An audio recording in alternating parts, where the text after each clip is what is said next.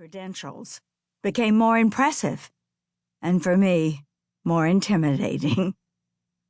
I could feel my anxiety building. How was I going to identify myself? I had no title and was no longer running an organization, having left my last CEO position at the Paley Center for Media the previous spring. I could say I was the CEO of Pat Mitchell Media, with its grand total of 2 employees, including myself. But that felt wholly inadequate to explain why I belonged in that room. I mentally rehearsed some other options. I could say I was a lifetime advocate for women. True enough, if a little vague. I could list my previous titles. But why make a point of being the former anything? I was struggling to come up with how to identify myself in the present, an identity that would hopefully give some indication of why Eve had included me in this circle of activists and leaders. Finally, it was my turn. Before I knew it, I heard myself saying, "I'm Pat Mitchell, and I'm a dangerous woman."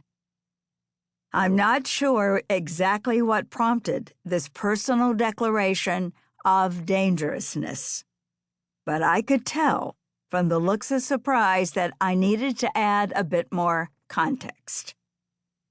At this time in my life, about to turn 75, I continued, I have nothing left to prove, less to lose, and I'm ready to take more risk and to be less politic and polite. As Eve said, these are dangerous times, and dangerous times call for dangerous women. That got a big sisterly yes from Eve and others in the circle, including Jane Fonda, who was sitting across from me and stood up declaring, "Well, I'm older than my friend Pat, so that makes me even more dangerous."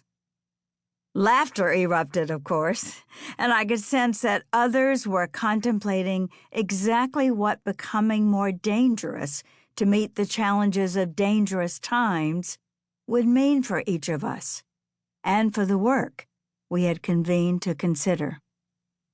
Certainly, Jane Fonda's life of activism is a textbook case for being bold and brave.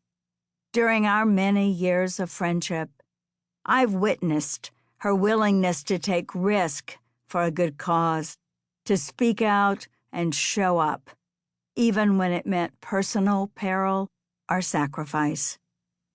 At 81, she is still on the front lines, campaigning for domestic and restaurant workers' rights, standing with the American Indian communities, protesting natural resource exploitation at Standing Rock, and busier as an actor than ever.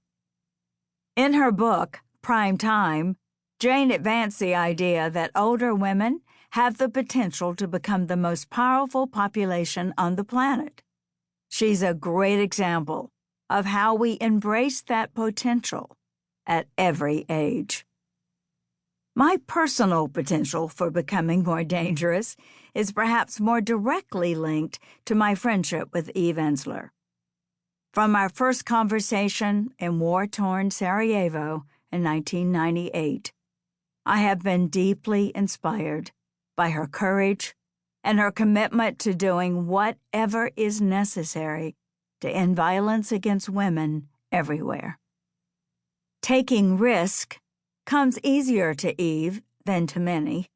Writing and performing the vagina monologues, making it the centerpiece of a global movement, V-Day, to end gender-based violence, is a transformative approach to activism that I feel privileged to have experienced. Yes, I was an activist and woman's advocate before I met Eve Ensler, but through my relationship with her, and as a board member of the V-Day movement, I've met activists facing dangers every day to create change in some of the most difficult places on Earth.